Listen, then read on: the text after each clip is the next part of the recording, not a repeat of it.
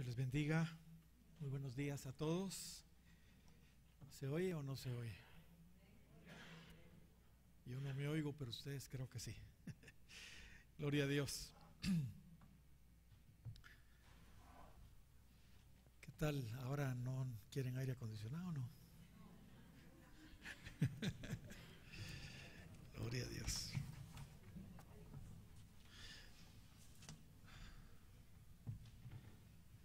Ya empezaron los movimientos raros de fin de año, ¿verdad? También los vientos, no solo naturales, sino también espirituales. Entonces, tenemos que estar pidiéndole al Señor que nos guarde de toda influencia espiritual que en estos tiempos ya empieza a afectar lamentablemente a muchos, aún cristianos.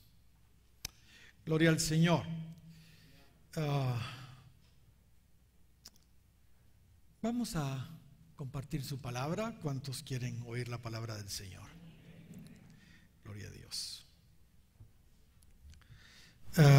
Últimamente hemos estado, como ustedes saben, compartiendo algo acerca de cómo Dios, cuando así lo cree necesario, nos toca una segunda vez. ¿Se recuerdan? Cuando Él así lo cree necesario, lo hace. Y en primera instancia estuvimos considerando en detalle, porque así fue, la historia del ciego de Betsaida, que encontramos ahí en el capítulo 8 de Marcos. Y vimos cómo Cristo a este ciego tuvo que tocarlo una segunda vez, debido a que después del primer toque, aunque ciertamente este ciego logró ver, su vista quedó todavía bastante limitada, ya que miraba a los hombres, recuérdense ustedes, como árboles que caminaban. Fue necesario entonces que el Señor le tocara una segunda vez para que él pudiera ver de lejos y claramente. ¿Se recuerdan, verdad? Gloria al Señor.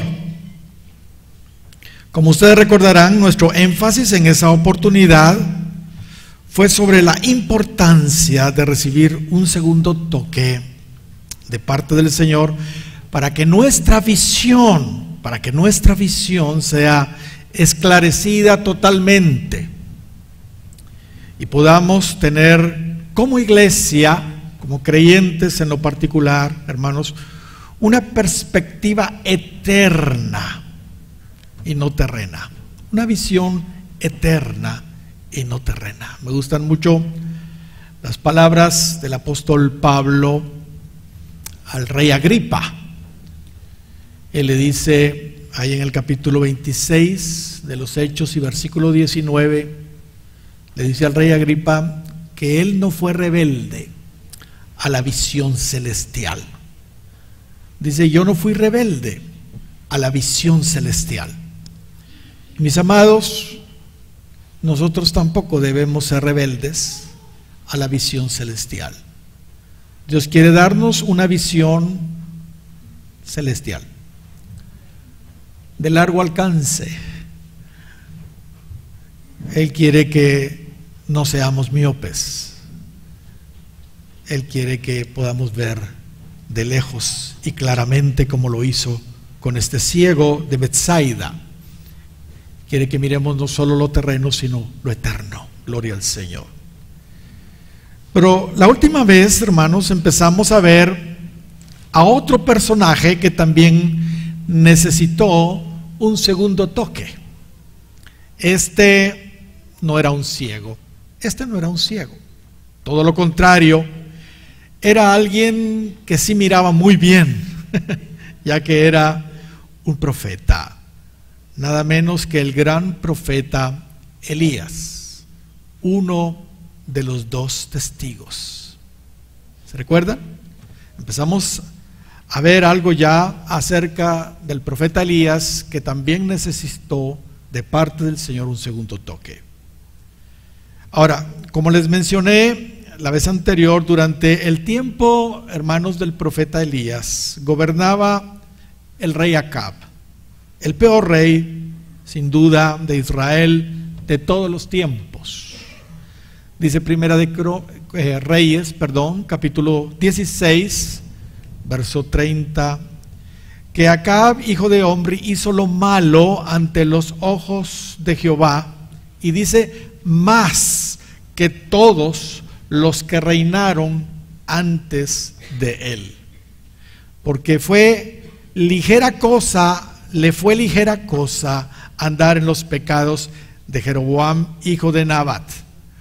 Ya Jeroboam había introducido el culto egipcio a los becerros de oro, y todos los reyes lo venían heredando. Eso lo hizo Jeroboam, pero a Acab eso le pareció como nada, le pareció como cosa ligera andar en los pecados de Jeroboam, hijo de Nabat, y tomó por mujer a Jezabel, hija de Etbaal, rey de los Sidonios, y fue y sirvió a Baal y lo adoró, e hizo altar a Baal en el templo de Baal que él edificó en Samaria.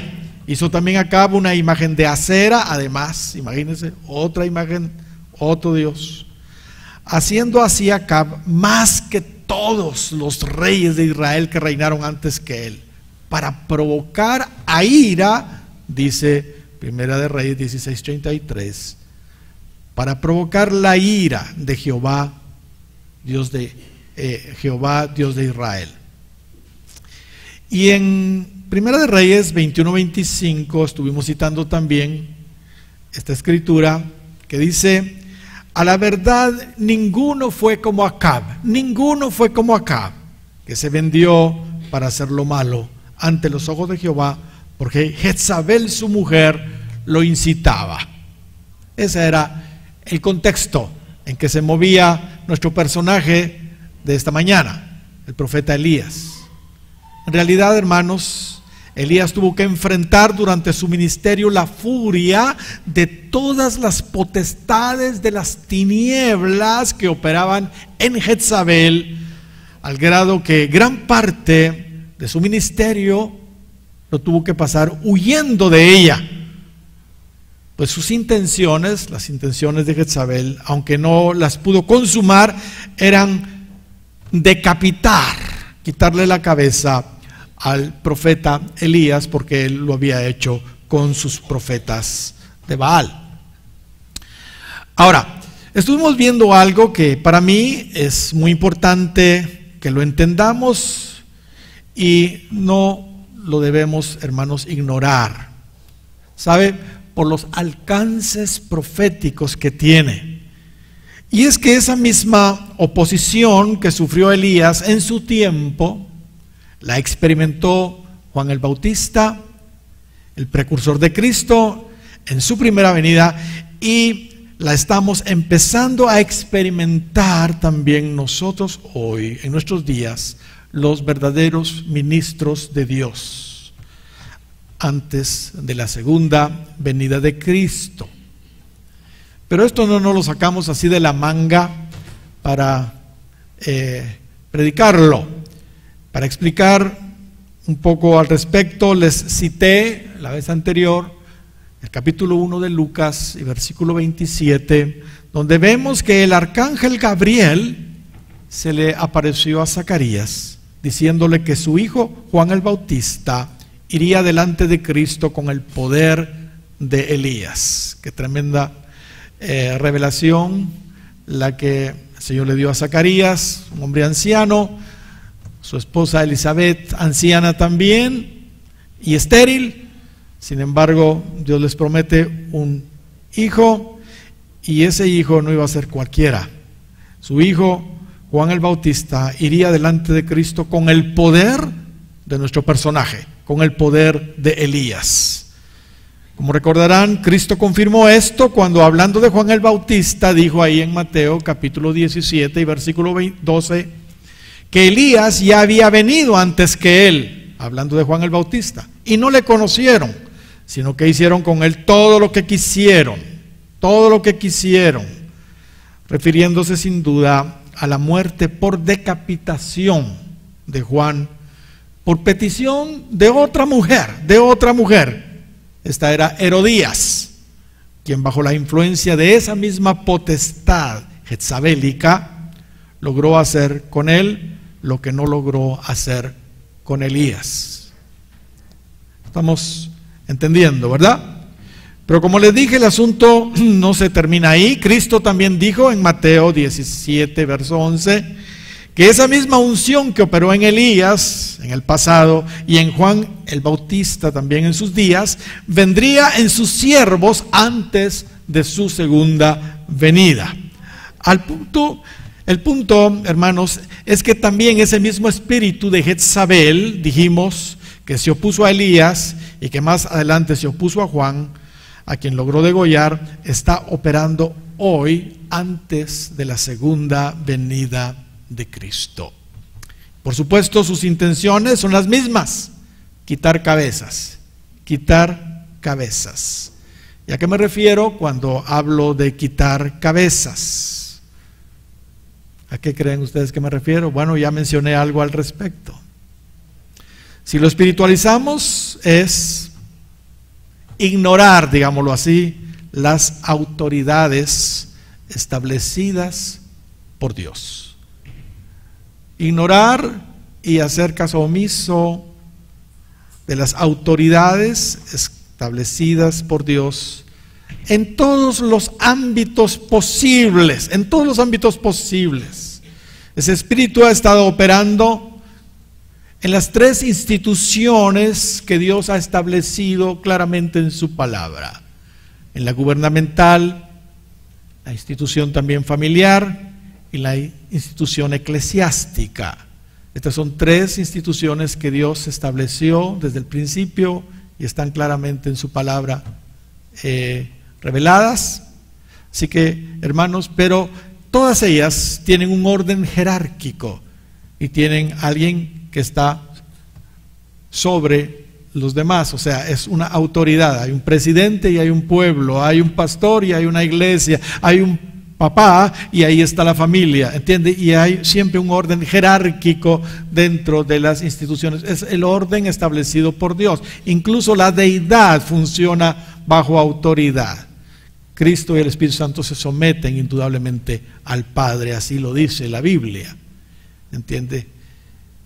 Y de ninguna manera, estuvimos diciendo, nosotros somos menos que el presidente, o la esposa o los hijos son menos que el padre, o las ovejas son menos que el pastor. De ninguna manera, como personas igual, pero para que funcionen las cosas, Dios ha establecido un orden de autoridad.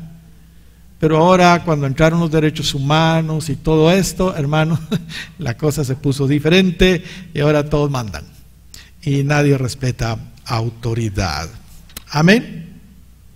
No dicen amén ustedes. Jezabel significa no casada, o sea, no reconoce a nadie por cabeza, pues. Si somos realistas, la que gobernaba en el tiempo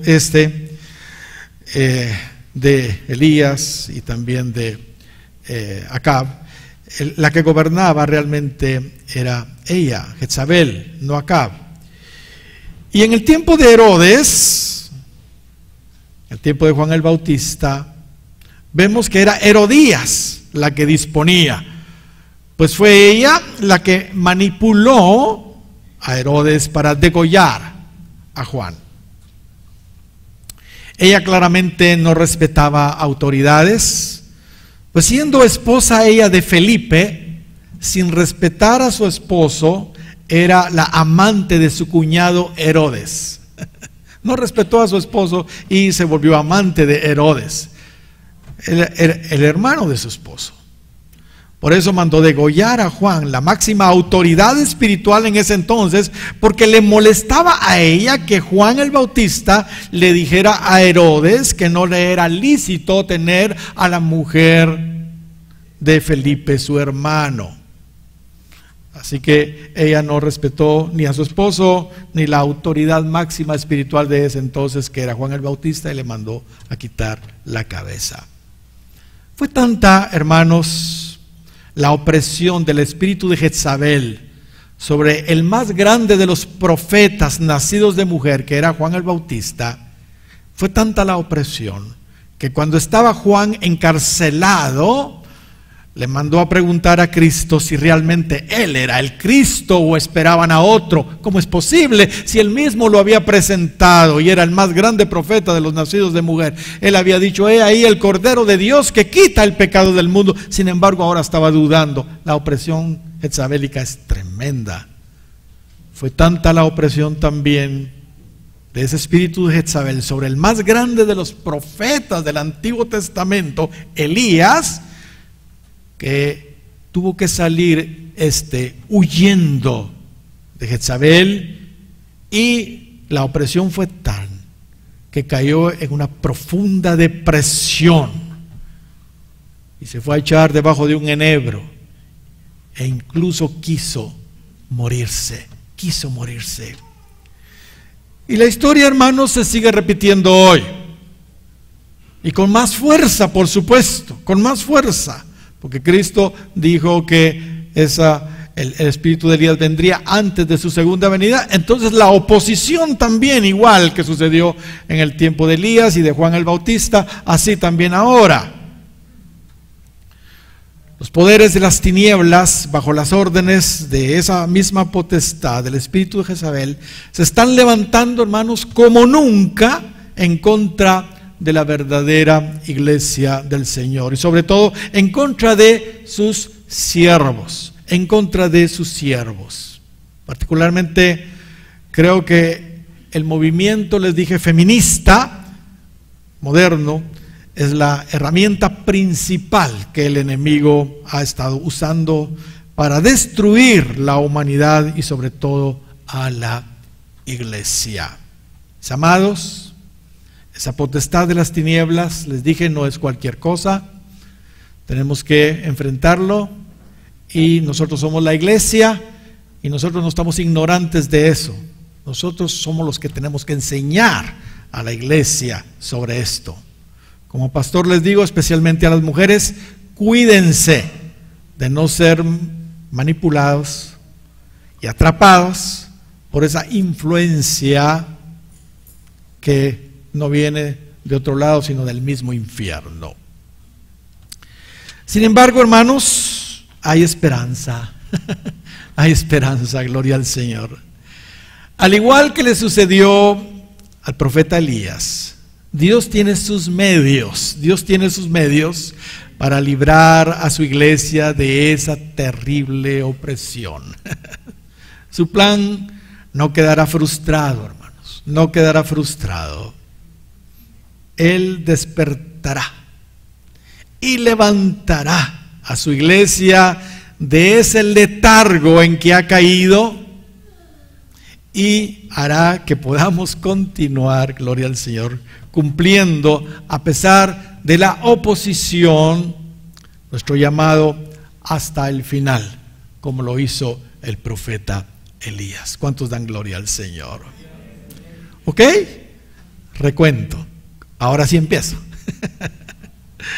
Leamos una vez más la sección de las Escrituras donde vimos la necesidad que tuvo Elías de un segundo toque para que podamos nosotros, hermanos, también evaluarnos, ya que sin duda, hermanos, nosotros también necesitamos de parte del Señor un segundo toque. Gloria al Señor. Como ya saben, en esta ocasión Dios usó a un ángel para dar ese segundo toque. ¿Entiende? En esta ocasión fue un ángel. Probablemente, y voy a decirlo claro, probablemente el mismo arcángel Gabriel. el mismo arcángel Gabriel que, entiende, muchos años después se le apareció a Zacarías y le habló. O sea, él tuvo participación en el nacimiento de Juan el Bautista, que venía con el espíritu y el poder de Elías. Muy probablemente él también tuvo participación en el asunto de Elías allá en el Antiguo Testamento, pero no lo estoy asegurando. Primera de Reyes, capítulo 19 y versículo 1, y leamos nuevamente lo que ya leímos la última vez. Acab, 19:1 de Primera de Reyes. Acab dio a Jezabel la nueva de todo lo que Elías había hecho, cuando no, ¿verdad? Siempre faldero yéndole a contar a su mujer. Y de cómo había matado a espada a todos los profetas. Entonces envió Jezabel a Elías un mensajero. Ahora, ella era la que tomaba las decisiones, ¿verdad? Un mensajero diciendo: así me hagan los dioses y aún me añadan, si mañana a estas horas yo no he puesto tu persona como la de uno de ellos, o sea, degollándolos también. Viendo pues el peligro, se levantó y se fue para salvar su vida, y vino a Beerseba, que está en Judá, y dejó allí a su criado. Y él se fue por el desierto un día de camino, y vino y se sentó debajo de un enebro, deseando que morirse. Vino y se sentó debajo de un enebro y deseando morirse dijo: basta ya, oh Jehová, quítame la vida, pues no soy yo mejor que mis padres. Qué tremendo, ¿eh? Qué tremendo. Y echándose debajo del enebro, mire qué palabra la que se usa acá, echándose, como que fuera perro, ¿eh? Echándose debajo del enebro, se quedó dormido. Y aquí luego un ángel le tocó y le dijo: levántate y come. Entonces él miró, y aquí en su cabecera una torta cocida sobre las ascuas y una vasija de agua, y comió y bebió y volvióse a dormir. Ay, ay, ay, ¿qué le pasó? Verso 7. Y volviendo el ángel de Jehová la segunda vez, lo tocó, diciendo: levántate y come, porque el largo camino te resta. Se levantó pues y comió y bebió, y fortalecido con aquella comida, caminó 40 días y 40 noches hasta Horeb, el monte de Dios. Gloria sea el nombre del Señor. Si yo termino aquí, ya ustedes salen edificados, pero ustedes quieren saber un poquito más, ¿verdad? ¿Cuántos dan gloria al Señor? Ya hemos mencionado algunas cosas de esto, de lo que sucedió allí, de esta porción, y no voy a detenerme en ellas. Así que permítanme mencionar algunas otras verdades que hemos descubierto acá y que yo considero que son muy importantes antes de llegar al punto principal, ¿verdad? Que es el segundo toque. Pregunto: ¿creen ustedes que es correcto salir huyendo? ¿Creen ustedes que es correcto salir huyendo? ¿Qué dice la Biblia al respecto? ¿Qué dice la Biblia al respecto? Porque Elías salió huyendo de Jezabel. Creo que todos estamos de acuerdo, hermanos, que sí debemos huir de ciertas cosas, ¿verdad? Como por ejemplo, el pecado, y sobre todo si se trata de un pecado de inmoralidad. Hay que salir huyendo, porque eso no se aguanta. Mejor hay que salir huyendo, mejor que se diga aquí corrió que aquí murió, o que aquí adulteró o fornicó, qué sé. Hay que salir huyendo de eso. Amén. No esté coqueteando en esa área, mi hermano, mi hermana, no esté coqueteando en esa área. Todo lo que es inmoralidad hay que salir huyendo, porque eso no se aguanta. Segunda de Timoteo, capítulo 22 y capítulo 2, y versículo 22, dice: huye también de las pasiones juveniles, sobre todo los jóvenes, ¿verdad? Pero ahora todo el mundo, pero a Timoteo: huye también de las pasiones juveniles y sigue la justicia, la fe, el amor y la paz con los que de corazón limpio invocan al Señor. Huye, pero ahí se usa la palabra huye. Y Pablo a los Corintios dice en 1 Corintios 6, 18, huid de la fornicación, huid de la fornicación. Notemos que se está hablando de salir huyendo. Cualquier otro pecado que el hombre cometa está fuera del cuerpo, mas el que fornica contra su propio cuerpo peca, dice Pablo. Salir huyendo del tema de la inmoralidad, la fornicación, el adulterio, hermanos, hay que huir, así de sencillo. Amén. Y aunque la mujer le diga, ay, no parece hombre, ¿no es hombre o no es hombre? ¿Verdad? Hay que salir huyendo, aunque le digan lo que le digan. ¿Entiende? No trate de demostrar que sí es hombre. No necesita demostrarlo de esa manera. Si lo hace de esa manera, usted es un pecador y es un cobarde, peor si tiene mujer. O sea que eso no tiene nada que ver con hombría. Y todos conocemos la historia de José, la conocemos muy bien. Cuando la mujer de Potifar quiso por la fuerza acostarse con él y ya lo tenía medio desvestido, salió huyendo en paños menores. Y ella pues lo acusó diciendo, mira, aquí está la ropa, ya se había desvestido, pero ella era la que lo estaba desvistiendo. Total de que se fue a la cárcel, José. Pero todo esto, ustedes conocen la historia, sirvió y redundó finalmente para exaltarlos. Imagínense que él hubiera accedido y no hubiera salido huyendo. ¿Qué hubiera pasado con su vida, digo yo?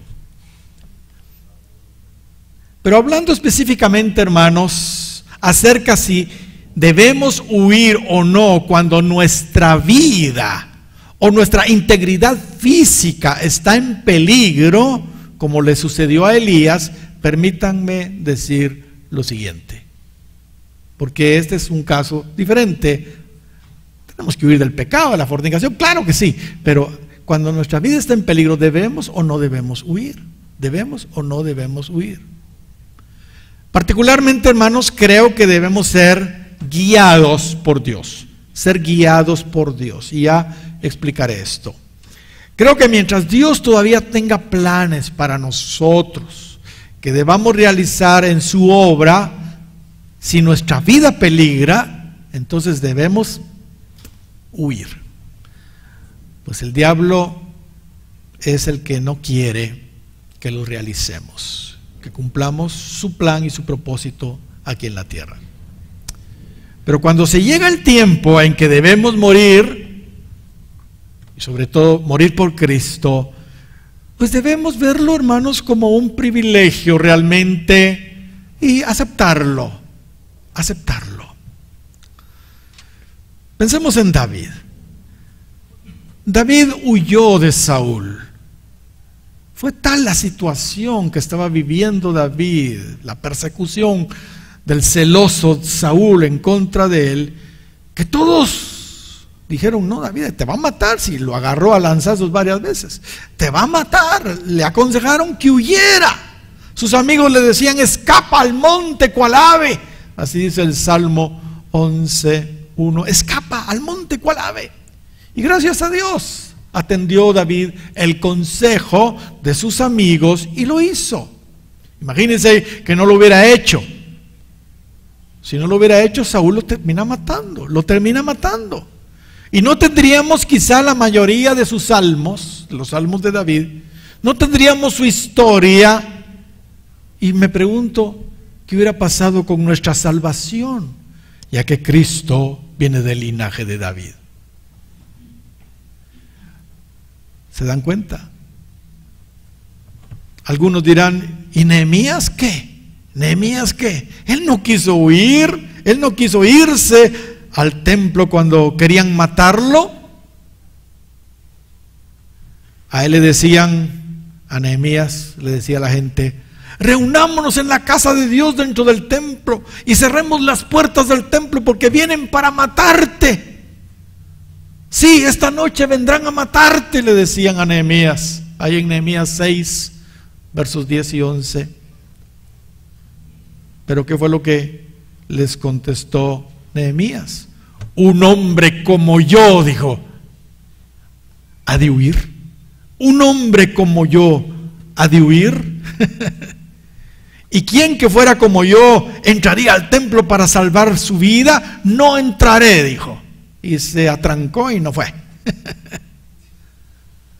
Cierto, hermanos, tenemos que oír de Dios. Nehemías no huyó, pero lo que pasaba era que Nehemías era un hombre que tenía discernimiento, mucho discernimiento, y se dio cuenta que esas amenazas realmente eran falsas, y que sus enemigos solo lo estaban tratando de asustar para que él abandonara la obra de restauración, ¿entiende? O sea, lo estaban tratando de asustar. Entonces, hermanos, tenemos que aprender a oír de Dios. Como les dije, debemos ser guiados para saber cuándo huir y cuándo no hacerlo, ¿entiende? Sorpréndanse. Cristo, cuando lo quisieron matar antes de tiempo, huyó. El mismo Cristo huyó. En una ocasión quisieron despeñarlo desde la cumbre de un monte y él se les escapó, dice ahí. En otra ocasión, cuando él dijo que era antes que Abraham, él dijo, yo soy antes que Abraham. Dice Juan capítulo 8 y versículo 59, que tomaron entonces piedras para arrojárselas. Juan 8:59. Pero Jesús, dice, se escondió y salió del templo, atravesando por en medio de ellos se fue. Se escondió. En Juan capítulo 10 y versículo 39, dice, procuraron otra vez prenderle, pero él se escapó, dice. Se escapó de sus manos. ¿Sería cobarde Jesús? No. Es que tenemos que ser guiados por Dios aún en esas situaciones. Capítulo 11 de Juan y versículo 53. Así que desde aquel día acordaron matarle a Jesús. 11:53 de Juan. Verso 54 ahora. Por tanto, Jesús ya no andaba abiertamente entre los judíos, sino que se alejó de allí a la región contigua al desierto, a una ciudad llamada Efraín, y se quedó ahí con sus discípulos. Jesús dijo, patitas, ¿para qué te quiero? Y se fue. Jesús. Sin embargo, cuando se llegó el tiempo en que tenía que ser ofrecido por cada uno de nosotros, dijo ahí en Mateo capítulo 26 y versículo 45, entonces vino a sus discípulos y les dijo, dormid ya y descansad, he aquí ha llegado la hora, dijo. Ahora sí, agárrenme, ha llegado la hora y el Hijo del Hombre es entregado en manos de pecadores. Levantaos y vámonos, ved, se acerca el que me entrega. Él hasta propició para que lo agarraran, porque se había cumplido el tiempo en que él tenía que ser ofrecido. ¿Cuántos dan gloria al Señor? Si él hubiera sido un asalariado, salió huyendo, pero es que era el tiempo de entregar la vida. El buen pastor su vida da por las ovejas. Amén. En esa ocasión no salió huyendo porque se había llegado el momento entonces de entregar su vida por cada uno de nosotros. Solo imagínese, mi hermano, mi hermana, solo imagínese si él no hubiera huido cuando lo querían matar antes de tiempo. No fuéramos salvos, así de sencillo, porque hubiera muerto a pedradas o despeñado o qué sé yo, de otra manera, pero no hubiera muerto en la cruz por nuestros pecados. O al revés, si hubiera huido cuando sí se le llegó el tiempo, ahora que se le había llegado el tiempo de entregarse por nosotros, tampoco seríamos salvos, ¿entiende? Pero él no huyó porque era ya el tiempo. Mis amados, tenemos que considerar esto porque nos va a tocar. Incluso la iglesia, durante la gran tribulación, dice la Escritura que va a huir al desierto. Hay un lugar en el mundo que no sabemos dónde es, para ser protegida y sustentada por Dios de una manera sobrenatural, porque el dragón, la serpiente antigua, quiere acabar con ella. Eso lo tenemos en Apocalipsis, capítulo 12 y versículo 6. Esto va a suceder en la gran tribulación, por eso les dije, nos va a tocar. Y la mujer huyó al desierto, huyó al desierto, hablando de la iglesia, donde tiene lugar preparado por Dios para que allí la sustenten por 1260 días. Ahí va a estar, en el desierto, en un lugar X. Mire lo que dice el verso 13 ahora en adelante de Apocalipsis. Y cuando vio el dragón que había sido arrojado a la tierra, persiguió a la mujer que había dado a luz al hijo varón, y se le dieron a la mujer, dice las dos alas de gran águila. Se le dieron a la mujer dos alas de gran águila para que volase delante de la serpiente al desierto, a su lugar, donde es sustentada por un tiempo, tiempos y la mitad de un tiempo, o sea 3 años y medio, 1260 días o 42 meses, lo mismo es.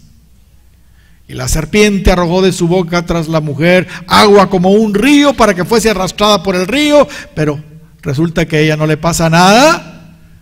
Pero la tierra ayudó a la mujer. El mundo. Ellos sí se van a tragar esa agua. Pues la tierra abrió su boca y tragó el río que el dragón había echado de su boca. Entonces el dragón se llenó de ira contra la mujer y se fue a hacer guerra contra el resto de la descendencia de ella. Como no pudo con la mujer, se va con los hijos pequeños, los que no dieron la talla de esposa. El resto de la descendencia, los que guardan los mandamientos de Dios y tienen el testimonio de Jesucristo, sí son salvos, pero no tienen la protección que tiene la mujer. El hijo varón ya se fue, la mujer se queda protegida en el desierto, y el resto de la descendencia, los creyentes carnalotes, ellos sí se las van a ver con Satanás. Por supuesto, Dios permitirá que algunos de los que conforman la iglesia, o sea la mujer, si mueran también decapitados, como también Apocalipsis dice, y yo creo que ya lo mencioné también. 20 de Apocalipsis y versículo 4, pero esto no es la generalidad. Estos son algunos escogidos por Dios para ser mártires. Qué privilegio más grande. Ojalá y el Señor tenga misericordia de mí y yo sea uno de ellos. Y vi tronos, y se sentaron sobre ellos los que recibieron facultad de juzgar. Y vi las almas de los decapitados por causa del testimonio de Jesús y por las palabras de Dios, los que no habían adorado a la bestia ni a su imagen, y que no recibieron la marca en sus frentes ni en sus manos, y vivieron y reinaron con Cristo 1000 años. Eso no me lo quiero perder yo. ¿Cuántos dan gloria al Señor? Hermanos, Dios nos enseña todo esto porque la gran tribulación viene y el tiempo se está llegando en que nos tocará decidir si huir o morir por Cristo. Tenemos que ser guiados por Dios. Regresemos a Elías, nuestro protagonista. Gracias a Dios que Elías huyó. Gracias a Dios que Elías huyó. Él tenía todavía algunas cosas muy importantes que hacer en su ministerio. Por ejemplo, encontrarse con Dios en el monte Horeb, en el monte Sinaí, nada menos que ahí en el Sinaí, en Horeb. También tenía que ungir a Hazael como rey de Siria, y también tenía que designar a Jehú como rey de Israel, pero sobre todo tenía que comisionar y ungir a su sustituto Eliseo. Mire todo lo que se hubiera perdido Elías si no hubiera salido huyendo, si hubiera muerto. Si hubiera dicho tal vez como Nehemías, yo no huyo, ¡pum!, le quitan la cabeza y ahí se quedó. ¿Y es donde tenemos todo lo que tenía que hacer después él? Saben, ciertamente él huyó hace 3000 años. Él huyó hace 3000 años, el profeta Elías, porque no era su tiempo de morir. Fíjese bien lo que voy a decir. De hecho, él, al igual que Enoc, fue traspuesto sin ver muerte. ¡Qué privilegio! Es que no era su tiempo de morir. Él fue traspuesto sin ver muerte, igual que Enoc. Sin embargo, durante los días de la gran tribulación, oiga bien, en los días de la gran tribulación, Dios traerá de regreso a los dos testigos, a Moisés y a Elías. Los va a traer del cielo de regreso para que profeticen durante 1260 días. Así como van a subir dos personajes siniestros de las mismas tinieblas del fondo del infierno, el anticristo y el falso profeta. Son personas que ya vivieron en la tierra y ya sabemos quiénes son. Y van a venir a hacer lo suyo. Dios va a traer del cielo a Moisés y a Elías. ¿Cuántos dan gloria al Señor? Y después de haber terminado completamente su ministerio, el profeta Elías, durante esos 1260 días, el tiempo de Elías para morir sí será el correcto. Sí será el correcto. En esa oportunidad no va a salir huyendo. Va a morir. Así lo dice Apocalipsis capítulo 11 y versículo 7. Cuando hayan acabado su testimonio, la bestia que sube del abismo hará guerra contra ellos, dice, contra los dos testigos, contra Moisés y Elías, y los vencerá y los matará, dice, y los matará. No tengo tiempo para seguir explicando ahí todo lo del capítulo 11 de Apocalipsis, pero así será. ¿Ok? Ya vimos el tema de salir huyendo o no salir huyendo. Veamos ahora otro asunto. Como ya les compartí anteriormente, la opresión fue tal, hermanos, sobre el profeta Elías, que cayó en una profunda depresión al grado que quiso morirse y le pidió a Dios que lo matara. Primera de Reyes 19:4, leamos nuevamente. Y él se fue por el desierto un día de camino, y vino y se sentó debajo de un enebro, y deseando morir, se dijo: basta ya, oh Jehová, quítame la vida, pues no soy yo mejor que mis padres. Mis hermanos, Elías, que era Elías, nada menos que uno de los dos testigos, le pasó esto. Dice Santiago que él, Elías, el gran profeta Elías, era un hombre sujeto a pasiones semejantes a las nuestras. Así lo dice Santiago capítulo 5 y versículo 17. Y dentro de todas esas situaciones humanas, debilidades humanas, también tenía el problema de la depresión y se deprimió. Pero en una depresión profunda, porque quería morirse. Pero saben, no solo él, yo creo que les mencioné algo de esto. Las mismas pasiones que tuvo Elías, las tuvo el santo de la tierra de Uz, Job. Y también las tuvo el otro testigo, Moisés, el legislador. Y también las tuvo Jonás, el gran profeta Jonás. Ellos, hermanos, también tuvieron las mismas pasiones que Elías. Igual que el doctor Bailey, igual que muchos de ustedes, seguramente tuvieron las mismas pasiones, desearon en algún momento de su vida morir por diferentes situaciones, La depresión puede venirnos, hermanos, en cualquier momento a todos. Es algo realmente humano y que tenemos que aprender a luchar en contra de eso. La depresión viene de la palabra latina depressus, que significa abatido, derribado. Y me gustó otra de las palabras que describe esa palabra griega, latina depressus, encogido. En Alemania yo compré uno de esos platos decorativos muy antiguo, parece que es judío, y la que nos lo vendió nos dijo: parece que es un personaje bíblico el que está allí. Y yo empecé a...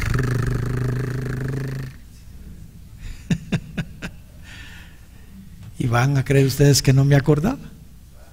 Pero ahora que estaba yo predicando sobre esto, me acordé del personaje bíblico y lo fui a buscar el plato, quité una cosa que tenía y lo puse ahí. Es el profeta Elías, debajo de un enebro, encogido, así, miren, encogido. Qué tremendo. La definición de depresión, según los psicólogos, es, no hay ningún psicólogo acá, enfermedad o trastorno mental que se caracteriza por una profunda tristeza, decaimiento anímico, baja autoestima, pérdida de interés por todo, disminución de las funciones psíquicas. Otras señales de depresión son pérdida del apetito o aumento del apetito, insomnio o demasiado sueño, cansancio, ansiedad, culpabilidad, irritabilidad, desmotivación, soledad, desesperanza y deseo de morir. Deseo de morir. Leamos nuevamente nuestra historia para descubrir las preciosas verdades que Dios tiene para nosotros hoy, mis queridos hermanos deprimidos. Primera de Reyes, capítulo 19 y versículo 5. Gloria al Señor. Hay esperanza, hermanos, hay esperanza. Gloria al Señor. Vamos a ver cuál es la medicina de Dios. Yo creo que Él no da antidepresivos. Vamos a ver qué es lo que Dios da. Aleluya. Primera de Reyes 19:5. Y echándose debajo del enebro se quedó dormido, y aquí luego un ángel le tocó y le dijo: levántate, come. Entonces él miró, o sea, se despertó, ¿verdad? Y aquí a su cabecera una torta cocida sobre las ascuas, calientita, qué rico, ¿eh? Y una vasija de agua, y comió y bebió. Lamentablemente se volvió a dormir. Verso 7. Y volviendo el ángel de Jehová la segunda vez, lo tocó, diciendo, o sea, lo tocó otra vez, diciendo: levántate y come, porque largo camino te resta. Porque largo camino te resta. Se levantó pues y comió y bebió, y fortalecido con aquella comida, caminó 40 días y 40 noches hasta Horeb, al monte de Dios. ¿Cuántos dan gloria al Señor? Hermanos, lo que menos quiero es retorcer las escrituras y forzar demasiado la aplicación espiritual de este suceso. Como hice en el caso del ciego de Betsaida, donde también vimos un segundo toque de parte de Dios, permítanme también en esta ocasión espiritualizar esta otra narración. Hagamos lo que Pablo dijo: acomodemos lo espiritual a lo espiritual. Y aprendamos a interpretar la Biblia, hermanos, como debe ser, espiritualmente. Así lo dice Pablo en 1 Corintios 2, versos 13 y 14. Comencemos. En esta historia vemos a un ángel despertando y alimentando a Elías. Despertando y alimentando a Elías. Ahora, hablar de ángeles en la Biblia es hablar también de verdaderos siervos de Dios. De hecho, hermanos, la palabra ángel significa enviado, significa mensajero. Pregunto, ¿acaso no es verdad que los apóstoles, acaso no es verdad que los profetas, que los evangelistas, que los pastores y maestros, o sea, los verdaderos siervos y ministros de Dios, no somos sus enviados? ¿No somos sus mensajeros? Claro que sí, claro que sí. Pablo dijo a los Gálatas lo siguiente, ponga atención. Capítulo 4 y versículo 13 y 14. Miren lo que Pablo dice, Gálatas 4, 13 y 14. Pues vosotros, dice, pues vosotros sabéis que a causa de una enfermedad del cuerpo os anuncié el evangelio al principio. Con problemas físicos, Pablo les presentaba el evangelio a los Gálatas. Pero dice el verso 14, y no me despreciasteis ni desechasteis por la prueba que tenía en mi cuerpo. Gloria al Señor. Era todo un siervo de Dios, no había que menospreciarlo aunque estuviera enfermo. A los siervos del Señor no debemos de menospreciarlos cuando están enfermos, hermanos. Amén. Antes bien, me recibisteis como a un ángel de Dios. Mire lo que Pablo está diciendo. Antes bien, me recibisteis como a un ángel de Dios, como a Cristo Jesús. ¡Qué tremendo! ¡Qué tremendo! Hermanos, cuando se habla de ángeles, estos pueden de alguna manera, en figura, hablarnos de los verdaderos siervos de Dios. En Apocalipsis capítulo 2 y capítulo 3 encontramos el mensaje de Cristo a las 7 iglesias. Todos sabemos, capítulo 2 de Apocalipsis, versículo 1, escribe al ángel de la iglesia de Éfeso, el que tiene las 7 estrellas, etcétera, etcétera.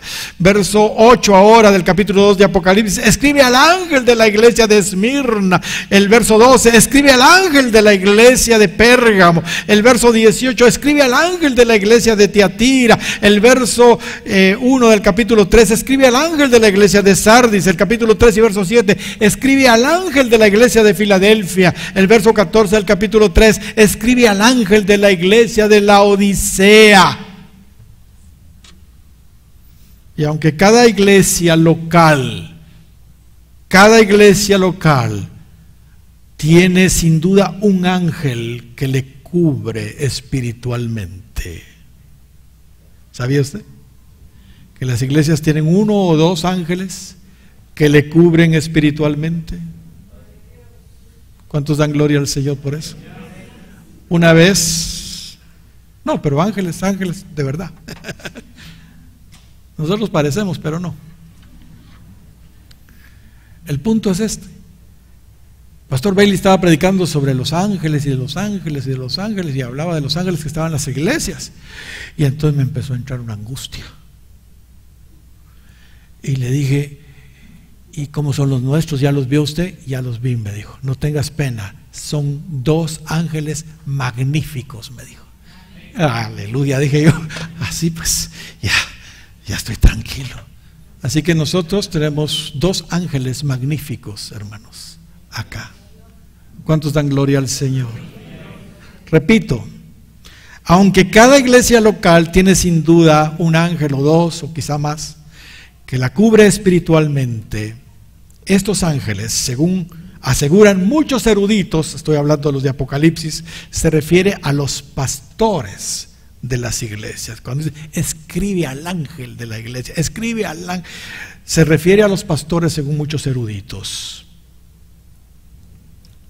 Y yo lo creo particularmente. ¿Sabe por qué? A mí se me hace muy difícil imaginarme que Juan le estuviera escribiendo a ángeles. Más creo que le estaba escribiendo a los pastores, el mensaje que Cristo le estaba dando a él. Donde se aclara más que los ángeles probablemente sí sean los pastores, es que la interpretación que el Señor mismo dio un poco antes, aquí en Apocalipsis, lo revela. Mire lo que dice el capítulo 1 y verso 20. El misterio de las 7 estrellas que has visto en mi diestra. ¿Ustedes están con la Biblia en la mano, hermanos? ¿Sí? ¿O no trajeron Biblia? 1:20. El misterio de las 7 iglesias que has visto en mi diestra y de los 7 candeleros de oro. Dice, las 7 estrellas son los ángeles, y las 7 iglesias y los 7 candeleros que has visto son las 7 iglesias. Notemos que las estrellas son los ángeles, dice él. Aquí es claro eso. Pero ¿qué nos dice Daniel acerca de las estrellas? Capítulo 12 de Daniel y versículo 3. Los entendidos, dice, resplandecerán como el resplandor del firmamento, y los que enseñan la justicia a la multitud como las estrellas a perpetua eternidad. O sea, los maestros, los pastores, los líderes, los ministros de Dios que enseñamos la palabra de Dios, somos estrellas que van a brillar a perpetua eternidad, dice acá. Entonces, hermanos, si las estrellas son los ángeles, si las estrellas son los pastores, o los líderes, o los siervos de Dios, ¿entienden? Entonces estamos claros en lo que estamos diciendo. Los ángeles y estrellas entonces puede referirse a los ministros de Dios o a los pastores. Por supuesto, aclaro, de ninguna manera estoy diciendo que el ángel que despertó y alimentó a Elías era un hombre. Era un ministro de Dios, no estoy diciendo, él era un ángel, él sí era un ángel de verdad, y probablemente era el mismo arcángel Gabriel, ¿entiende? Pero lo que estoy diciendo es que este ángel en particular puede perfectamente representar en la aplicación que estamos haciendo a un ministro de Dios. A un ministro de Dios. Estoy espiritualizando esta historia. Dice la narración en Primera de Reyes 19, 5, 6 que el ángel, al ver que Elías se había quedado profundamente dormido por la depresión, lo tocó y le dijo, levántate, come. Y cuando Elías se despertó, vio una torta cocida sobre ascuas y una vasija de agua, así que comió y bebió, sin embargo se volvió a dormir. Eso lo dice 19:5, y echándose debajo del enebro se quedó dormido, y he aquí, luego el ángel le tocó y le dijo, levántate, come, y todos sabemos, pero se volvió a dormir. Fue necesario entonces que el ángel tocara, levantara y alimentara por una segunda vez a Elías, para que finalmente pudiera completar el profeta los planes que Dios tenía para él y que todavía no había cumplido. Un largo camino le esperaba al profeta todavía. Dios quería que este testigo Elías llegara al mismo lugar, fíjese bien lo que voy a decir, donde unos 500 años antes había estado el otro testigo llamado Moisés, recibiendo la ley ahí en el monte Horeb, en el monte Sinaí. Leamos nuevamente verso 7 del capítulo 19 de 1 Reyes. Y volviendo el ángel de Jehová la segunda vez, lo tocó diciendo, levántate y come, porque largo camino te resta. Largo camino te resta. Y se levantó pues y comió y bebió, y fortalecido con aquella comida caminó 40 días y 40 noches hasta Horeb, el monte de Dios. Voy a hacer un paréntesis, hermanos. Perdonen, voy a hacer un paréntesis aquí. ¿Ya se dieron cuenta ustedes del cuidado que tiene Dios con los suyos para sustentarlos? Primero lo sustentaron a Elías unos cuervos, por Dios santo, unos cuervos. Pero esto fue un milagro. Todas las mañanas y por las tardes le llevaban pan y carne los cuervos al profeta Elías. Y después le dice, bueno, ahora se acabó el agua aquí, ahora te vas donde la viuda de Sarepta de Sidón. Y hermanos, ella apenas tenía un poquito de harina y un poquito de aceite, pero dice que nunca escaseó el aceite y la harina hasta que la hambruna se terminó ahí en Israel. Sobrenaturalmente fue también alimentado por la viuda de Sarepta. Y ahora resulta que un ángel le da un sándwich caliente. Pero qué sándwich, por Dios santo. Mis amados, esto debe darle esperanza a todos aquellos que están pasando sus problemas y aflicciones económicas y están afanados. ¿Qué comeremos? ¿Qué comeremos? No se preocupen. No os afanéis por vuestra vida, ¿qué comeréis? Dijo Cristo. Ni por vuestro cuerpo, ¿qué vestiréis? La vida es más que la comida y el cuerpo más que el vestido. Así lo dice Lucas capítulo 12. La vida es más que la comida, el cuerpo más que el... Considerad los cuervos. Y ahí menciona los cuervos. Que ni siembran ni cieguen, que ni tienen despensa, ni granero, y Dios los alimenta. ¿No valéis mucho más que las aves? Mucho más que las aves. Y sigue diciendo, no os preocupéis qué vas a comer, buscad primeramente, por supuesto, al reino de Dios y su justicia, y todas estas cosas os vendrán por añadidura. Regresando otra vez, cerrando el paréntesis, regresando al sándwich o a la torta caliente del profeta Elías. ¿Qué clase de pan sería ese, por Dios santo? ¿Qué clase de pan sería ese? Ya se usted puso a pensar, ¿de dónde lo sacó? ¿Quién le dio la torta? ¿Quién fue? Hermanos, ¿están aquí? ¿O están ustedes dormidos y hay que despertarlos con... ¿Entiende? ¿Quién le dio la torta al profeta? Un ángel. Un ángel. ¿Y qué comen los ángeles? No, ¿qué comen los ángeles? ¿Qué dice el Salmo 78 y versos 24 y 25? Lo que comió el pueblo de Israel por 40 años, por Dios santo. Salmo 78, verso 24, hizo llover sobre ellos maná para comer y les dio comida del cielo, dice, pan de ángeles. Pan de ángeles comió el hombre. Dios les mandó comida hasta saciarlos, dice, al pueblo de Israel. Pan de ángeles, así dice la Biblia de las Américas. El maná tenía todos los nutrientes, hermanos. Era pan del cielo. No era algo terreno. Tenía todos los nutrientes para mantener a los israelitas allá en el desierto totalmente sanos y fuertes durante 40 años en el desierto. Dice el 105 de los Salmos y verso 37 que los sacó con plata y oro y no hubo en sus tribus enfermo. Por 40 años no hubo en sus tribus enfermo por la comida que les dio Dios, el pan del cielo. Con razón Elías, después de esa torta poderosísima, hecha sin duda del maná de los cielos, pudo caminar 40 días y 40 noches sin detenerse hasta llegar al monte Horeb, el monte Sinaí. ¿Cuántos dan gloria al Señor? Hermanos, 40 días y 40 noches sin comer, sin detenerse, sin dormir. Fue fortalecido tremendamente por ese pan del cielo. Pónganse de pie, por favor. Gloria al Señor. Oigan lo que les voy a decir, mis queridos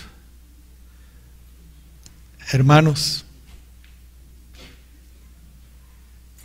esta historia, eso es lo que nosotros les damos en este lugar. ¿No me entendieron? ¿Quiénes son los ángeles? Esto es lo que nosotros les damos en este lugar. Tenga usted la seguridad.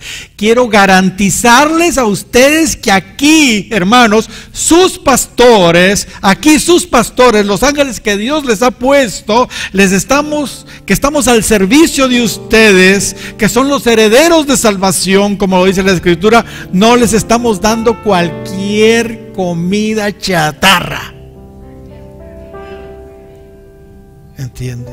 Nosotros les damos pan del cielo, pan de nobles, pan de ángeles, la palabra eterna bendita de Dios, con toda la revelación posible, hermanos. ¿Cuántos Elías deprimidos hay hoy aquí? ¿Cuántos Elías deprimidos y dormidos espiritualmente tenemos hoy aquí? Yo les digo esta mañana, como le dijo el ángel, probablemente Gabriel, al profeta Elías: levántense y coman. Levántense y coman, porque largo camino les espera. Mis hermanos, pareciera que no oyeron. Levántense y coman, porque un largo camino les espera. Gloria sea al Señor. Esta palabra, hermanos, que aquí los ángeles de Dios les proporcionan a ustedes, esta palabra puede sustentarlos y puede mantenerlos saludables espiritualmente durante su caminata en este desierto de la vida en que vamos hacia Canaán, hacia el monte de Sión. Estoy seguro que esta palabra que aquí les damos, esta torta cocida, calentada en las ascuas de su espíritu, pueden darles las fuerzas para correr y por los siguientes 40 días y 40 noches hasta encontrarse con Dios ahí en el monte Horeb y completar, hermanos, el llamado en sus vidas. Démosle un fuerte aplauso al Señor. Aleluya. Gracias, Señor. Gracias, Señor.